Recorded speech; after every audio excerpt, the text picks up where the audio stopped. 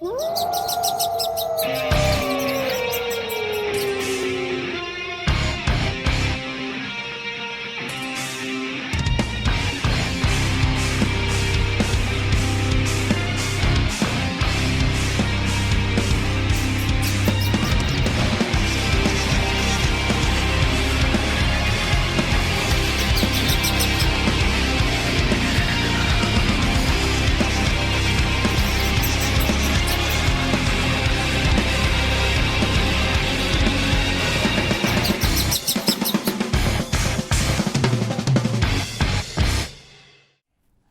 evening, and welcome to a special Halloween episode of the Frankenzone. I am Jason Voorhees Pritchard. And I'm Scary Scott Johnson. And I'm Mark. Yes, we are ripping off the Simpsons Halloween opening credits. Macrina. You're supposed to say Maniac Marc Macrina. I know. And how come I'm the only one wearing a costume here? We were all supposed to wear one. Well, we said for you to wear a costume. I wasn't going to wear a costume. I wasn't going to either. I don't even have a costume. You look fantastic, though. It's very nice. Thanks. And we couldn't be any happier. Well, we could if we had nachos. But of course we don't, so why even bother to bring it up? It's pretty pointless. Where did you get those? The devil. The devil? The devil. Oh. So, got a little on me.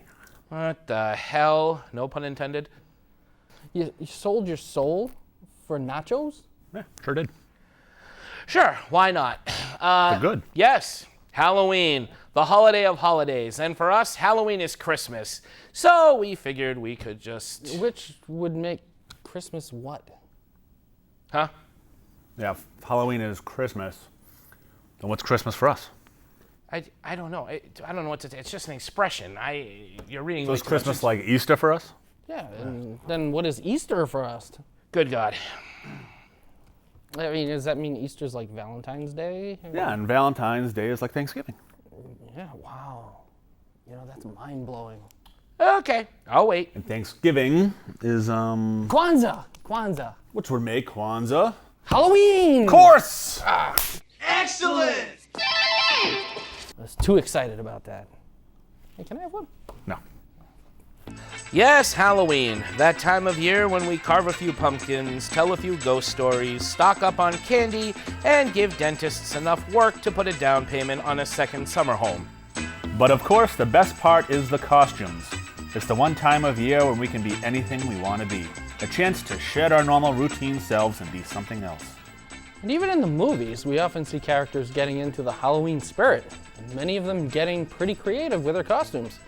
So in honor of this frighteningly fun time of the year, we're going to count down the top 13 best characters in costumes, or as we'll call it, characters as characters. Nice title. That's right, because what could be better than someone's creation being creative? Nothing better. Except maybe a plate of pizza rolls. Plate of pizza rolls. A plate of pizza rolls. No. Besides, you do not have a plate of pizza rolls, so... Oh my God, not again. Yeah. Thanks, devil. All good, man. Why don't you just go to the store? Why don't you shut your face? Can I have one? No. Thanks for your help. Number 13, E.T. going trick-or-treating. What could be better than a cute little alien? How about an alien dressing up as a ghost? I dig it, man. In an attempt to hide E.T. from those who would cause him harm, Elliot dresses E.T. in a sheet to make everyone think he's in fact his sister Gertie.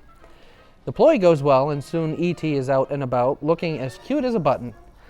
It's a fun moment for all ages, and it's also cool because there is an extraterrestrial under that costume, and no one in that neighborhood knows it. Well, except maybe for Yoda. Seriously, there's a moment when a kid in a Yoda costume comes over to him for some reason. I'm not sure why. Was this kid aware of E.T.'s presence? Did he have the Force? Was he in fact Yoda? No, there is another. Well, either way, it's... damn it, stop fighting. Well, either way, It's one of those few times we can see a Spielberg-Lucas crossover of characters, so that alone is worth a spot on this list. Very true. Give me a pizza roll. No. Number 12, Satan's Little Helper. As much as we love the story about a boy and his alien, who can resist a story about a boy and his satanic serial killer? Show me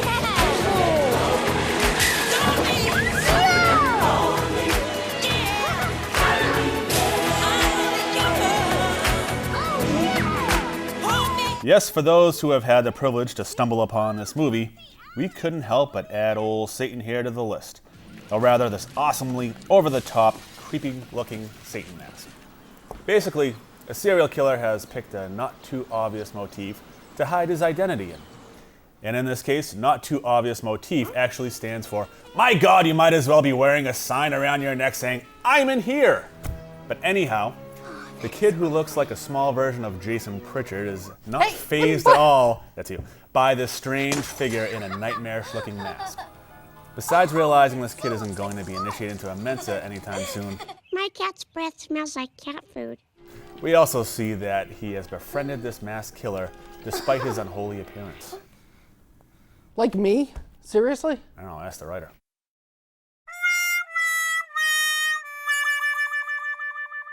It does kind of look like you.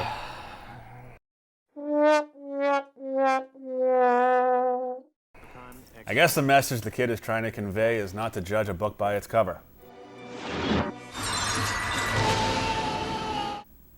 Well, okay, not all books. But the overall message of the movie is that little boys are in fact stupid. Easily led morons. My cat's name is Mittens.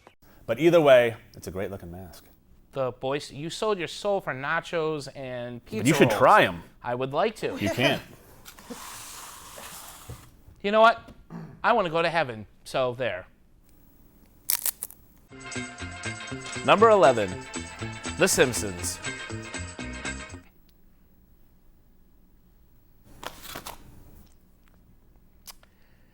It's a running gag.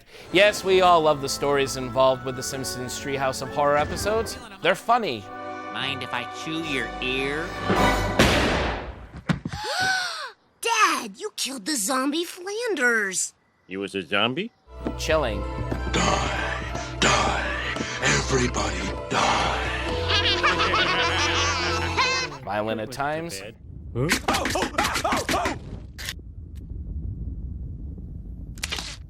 Gross and goofy.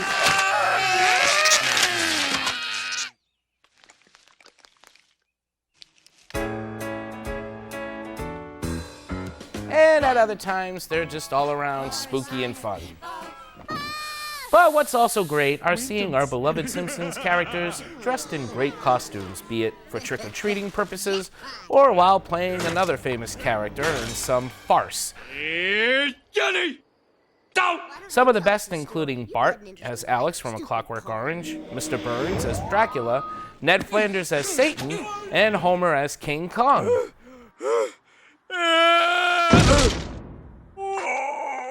He's not dead. No, but his career is. Oh, and Lisa's totem pole costume, but of course she had to ruin that with meaning. I wore to salute the noble Native Americans of the Pacific Northwest. While in recent years, The Simpsons have seemed to be overlooked by many, while many other fans have grown a bit wary in ways the show has progressed. Ooh, that's bad. The one thing that always remains are the wonderful and imaginative work done on the Treehouse of Horror episodes. They still manage to work no matter what season they're on. That's good. As for us, The Simpsons still hold a place in our hearts, don't they? That they do. Yeah, right? yeah. They get you right here. Right. And why not? I mean, this stuff has been around since we were in the 5th grade, which means we're really old. You're really old. Old. You're all too old! And a lot of it does have to do with looking forward to the annual Halloween shows. So say what you want about how awesome Family Guy is, The Simpsons will still always dominate this holiday of horror. Oh, you people can kiss the fattest part of my ass. Shouldn't you people be groveling?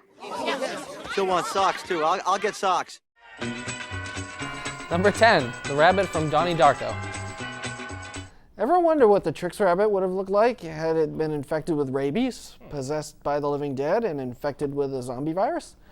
No? Well, neither have I until I saw Donnie Darko. Okay. Yes, this movie was a mind screw and a half, but whether you love it or hate it, that dark and terrifying dead kid in a bunny from hell costume was enough to give Freddy Krueger nightmares.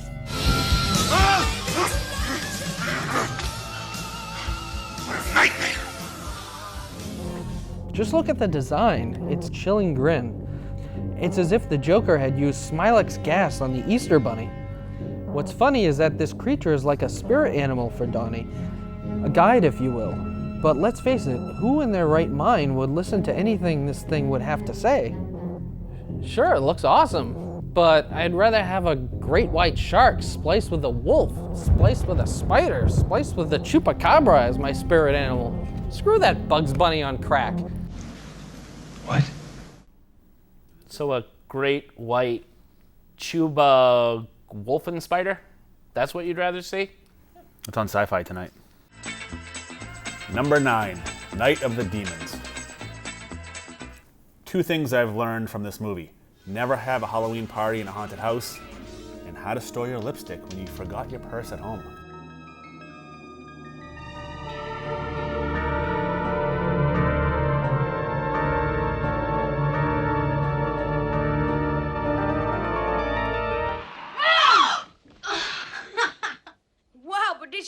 Sis. Seriously, give us some nachos. Like, Now I gotta chew it. we're going to heaven. Go ahead, we'll go to heaven. They have nachos in heaven. Not these ones. Yes, this cult 80s horror flick is definitely one that makes this list. Because who can resist a bunch of teenagers from the White Snake era putting on some costumes only to then become possessed by demons in them? The costumes are pretty inventive. There's the token fat guy with a pig nose and a mullet. Simple in design, yes, but he does wear it well. Then you have Angela in a Morticia-style gown, and of course the standard slut Suzanne in her princess outfit, which is designed for, well, obvious reasons. I just want to look good for the boys. Maybe it's not the costumes themselves that are so great, but the fact that these winger roadie wannabes become possessed by demons and have to wreak hell and havoc while wearing such tacky costumes. Whatever the reason, the Target version of the Breakfast Club do keep the spirit of Halloween, and as such, deserve to be on here. Long live Pig Boy Mullethead. Long live Pig Boy Mullethead. I dig it, man. Number 8, Captain Spaulding. In terms of Rob Zombie movies, you either love them because they're violent, raw and gritty, or hate them because they're sweatier, dirtier, more vile remakes of classics with the same 10 actors in nearly every film. However, when it comes to Halloween, it's pretty hard to dismiss Rob Zombie. His music and films have always embraced the horror genre, and his characters, for better or worse, are memorable. But the most standout of his ensemble would have to be actor Sid Haig as Captain Spaulding. Captain Spaulding, the African explorer. Did someone call me Snorra? Hooray, hooray, hooray. No, not that one. Yep, that one. The sadistic southern showman / psychopath from House of a Thousand Corpses and The Devil's Rejects. There's no denying that his costume is both creepy and funny, and Haig's performance is always fun to watch in both films, which only adds to how powerful his clown image is. He can be goofy and full of slapstick one moment, and then just become the most terrifying thing you've seen in floppy shoes. Well, except maybe for him. Again, while his films seem to be split down the middle, some like them, some don't, I think we can all agree through our universal fear and wariness of clowns, which we all have. I like clowns. What? I like clowns. Yeah, well, look at what you're wearing. Burn!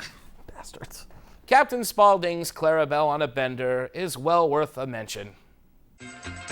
Number 7, Lock, Shock, and Barrel. Of course, it's not Halloween unless we mention The Nightmare Before Christmas, especially mentioning the champions of evil trick-or-treaters themselves, Lock, Shock, and Barrel. Sure, every character in the movie is awesome looking, but if you think of it, most of them are not in costumes, they're just themselves. In fact, people often dress up as them for some costume fun. Lock, Shock, and Barrel, however, do go around in costumes. Their masks actually represent themselves, which is a really cool concept and probably why these costumes are more appealing than the ones other characters wear. However you view them, these three terribly troublesome trick-or-treaters are always in the spirit for Halloween fun, and thus are a big welcome to the list. And they're pretty good singers too. Kidnap the Santa Claus, tie him in a bag, throw him in the ocean and see if he is sad. Number 6, the Cobra Kai skeleton costumes versus A Man in the Shower. Originally, we were only going to discuss the Cobra Kai and their Halloween dance costumes.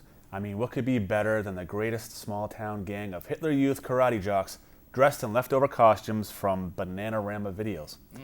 Well, if you ask some, and we did, they would argue that Ralph Macchio's shower costume was far more impressive. Thank you, Melissa Gilchrist, for bringing this up.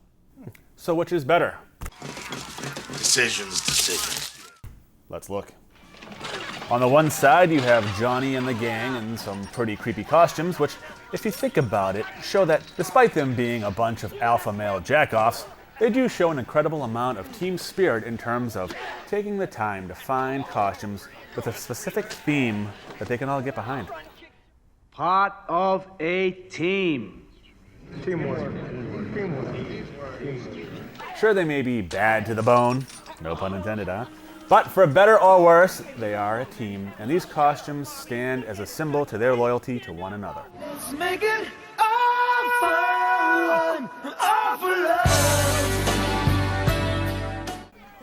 On the other hand, more people maybe relate to the shower costume designed by Daniel's mentor, Mr. Miyagi, in an effort to have his protege enjoy delights of a Halloween dance, yet staying in his own seclusion. Of course, you can argue that Miyagi, by making this costume, actually encourages Daniel's fear of crowds, perhaps subjecting him to the beginning stages of agoraphobia.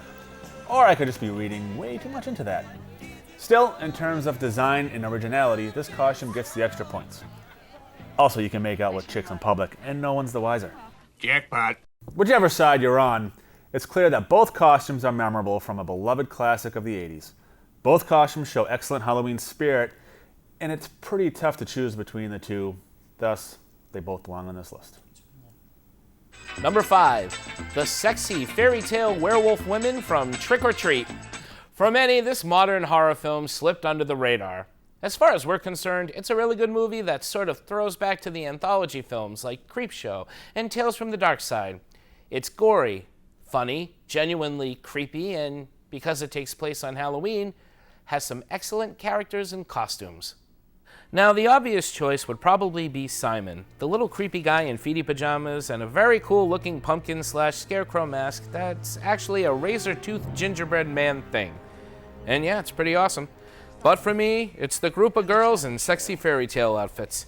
Yeah, I know, of course we'd pick this one because we're guys, and there's hot girls, and we're perverted slobbering mutts with only sex on the brain. And, well, yeah, you're right. Men. But also what makes these costumes stand out are what's under them. No, not the hot women. I mean, I mean what's under the women. Now,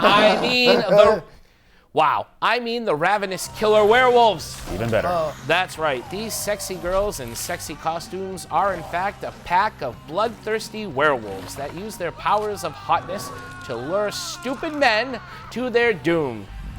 So, in fact, you could say these werewolves are wearing costumes that are also wearing costumes. Whoa. Which is, in itself, an awesome notion, one we'll actually get back to in a bit. And are definitely why these furry femme fatales stand above the rest in this horror film that's worth checking out. Even if I just spoiled the twist ending for you. Thank you, Mr. Blow the Picture for me. Number 4, Eric Draven in The Crow. Okay, so this one may not technically be a Halloween costume, but the movie does take place around Halloween, and the image of the Crow did manage to make the top choice of costumes in the early 90s. And it's really freaking cool, so why wouldn't we have this? One of my personal favorite films, as well as my personal favorite actor in Brandon Lee, The Crow remains a mixture of hard-hitting action and gothic horror. It's a haunting and romantic movie And all of this is conveyed in that simple yet effective makeup. That sad, clown-like design is both theatrical and tribal. It signifies the pain and despair that haunts Eric, but can also be seen as a form of war paint, a harbinger of what Eric has become, a hunter, an angel of vengeance. With so much to read in that makeup design, the Crow gives us a costume that's more than just a Halloween gimmick. It's a symbol of so many emotions, an abstraction of both love and pain. Many, including me, say it's a work of art and definitely has a place among the best costume designs. Agreed. Number 3, the Shamrock Masks of Halloween 3.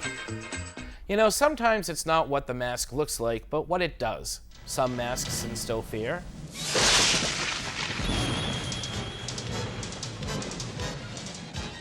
Others laughter.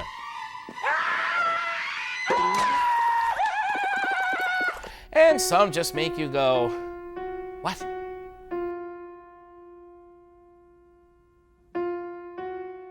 And then you have 3 generic-looking Halloween masks that zap you with a laser, cause you to keel over, only to then have bugs and snakes exit out of all your orifices, and all to an annoying commercial jingle that would give the Small World theme song a run for its money as most annoying tune ever! Hate when that Calm happens. down, jeez, wow. Careful of the coat. And by that I'm talking about the masks in Halloween 3, Season of the Witch. It's a movie hated by many, mainly because it's the one Halloween film without Michael Myers in it. Instead, it's sort of a Invasion of the Body Snatchers tale that mixes killer masks with, the powers of Stonehenge.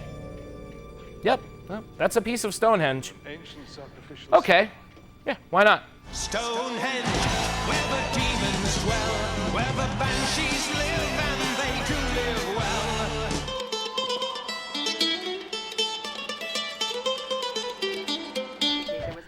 But in recent years, I have found those like myself who actually appreciate this movie. It does have a cult following now, and seems to be more celebrated these days. There's even a special edition out with some very interesting documentaries on why it did so badly. But honestly, I actually prefer this to some of the later sequels with Michael Myers. Blasphemer! It's an original idea and pretty fun to watch, and has 2 things I love: scary killer masks and Tom Atkins sex scenes. No, wait. Oh my. Yeah, the masks themselves aren't too great, save for maybe the jack-o'-lantern one, which resembles a pumpkin in its early stages of rotting. That's pretty cool. But again, it's the function of the masks that make these things creepy. Ticking time bombs waiting to zap all the evil children who have reduced the pagan-found holiday to nothing more than a beggar's thon for candy. Serves them right. What if they were your kids? Mark? Well, I'm thinking.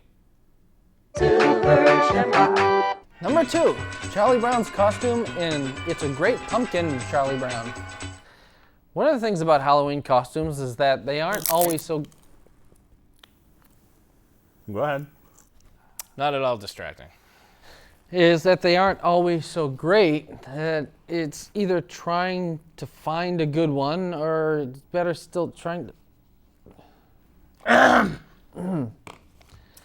Anyway, it's the hard part is trying to find a good one, or better still, trying to make one. And no one knows this better than America's most beloved manic depressant cartoon character, Charlie Brown. He's a spicy, you should try him. Yes, It's the Great Pumpkin, Charlie Brown is perhaps one of the most beloved of all Halloween specials. The 1966 animated program, based on the Peanuts comic strip by Charles M. Schulz, was the third in a long line to be produced and animated by Bill Melendez. The story revolves around Linus, who writes his annual letter to the Great Pumpkin, despite everyone else's disbelief in it.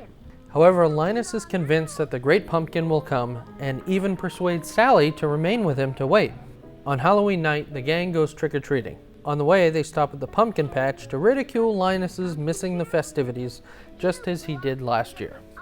What always seems to stick out in people's mind about this special is Charlie Brown's costume. He attempts to create a ghost costume, but just like everything else he does, fails and ends up putting a ridiculous amount of holes in it. When the kids go out trick-or-treating, they receive assorted candy, apples, gum, cookies, money, and popcorn balls, all except for Charlie Brown. This results in the most quoted line from the special. I got a rock. Number 1, Michael Myers' ghost outfit in Halloween. Okay, so we know what you're all thinking. We all miss my mustache. No. Not in the slightest. We're imagining all of you are saying, wait, what? Why not Michael Myers' mask? And we should answer because it's our damn show, and if you don't like it, don't freaking watch it. Because that's what we want. Less of an audience. Sorry. But actually, the reason we went this route is, 1, it actually is a pretty inventive costume for a masked figure that is nothing more than a shell harboring pure evil. And 2, let's face it, it's almost standard that Michael Myers' mask hit number 1 in almost anything Halloween related. And of course, the mask is the ultimate icon of Halloween. So why not try and look at something new? Which we did, and came to realize that Michael Myers actually does put on another costume in the movie. In the scene where Michael Myers attacks Linda, who's waiting for her boyfriend to come back with a beer after a little incredibly average coitus, we see Michael Myers show up with a sheet over his head, obviously taking a cue from Charlie Brown, a pair of glasses that belong to her boyfriend, which he just got done butchering. Maybe the costume itself isn't that great to some, though I think it's pretty damn creepy. I mean, come on, if you came home and saw this standing in your kitchen, you know you'd shart yourself. I don't know what that means. I tried to fart and a little shit came out. I just sharted. Plus, it does show that despite being a force of pure concentrated evil, Michael Myers actually has a bit of a sense of humor. I mean, what was he thinking after killing the boyfriend? Man, all this killing is great, but let's spice it up a bit. I'm feeling a bit theatrical. He then takes the time to piece together a costume at last minute, then decides to screw with Linda for a few minutes, instead of just charging in with his usual slash and dash. Hello? And everyone says Freddy Krueger has the sense of humor. Now I'm playing with power. Also, it brings back that whole concept we talked about with the werewolves in Trick or Treat, about someone wearing a costume who's wearing a costume, which, as far as we're concerned, always earns a couple of extra points. Watch the scene again, and it still manages to get a laugh or two. It's a creepy moment, but also very funny. We know the girl is going to get ganked, and yet here we are laughing at her befuddlement over the figure standing in front of her, who she believes is her boyfriend. But we know better. In the end, it's more than just the costume. It's all the fun that goes with it. I dig it, man. And there you have it, our top 13 characters as characters, and another fulfilling episode of the Frankenzone for our fans to ponder over. All 3 of them. Yeah, very true, and no better way to ring in our favorite holiday, Halloween. Nothing better. Not unless we had a large cutout of Mark's dad's head circa 1977. Okay, now I know that's a load of shit. Where, who even, what the, oh my God! Holy crap! Thank you, devil. No problem, Scott. See you in hell. Crap. Is hell as bad as they say? Well, have you ever driven through Rhode Island? Yeah? Yeah, you'll be fine. Mark, go to your room. Do you want to go get a beer? You bet. Let's go. Do the dishes. He's all eaten away. Those creak and the tombstones quake. Spooks of mouthworms swing and wake. Happy haunts materialize. And begin to vocalize. Grim grinning ghosts come out to socialize. When you hear the knell of a requiem bell, Weird ghouls dream where spirits dwell. restless bones etherealize. Minds and spooks of every size. If you would like to join our jamboree, there's a simple rule that's compulsory.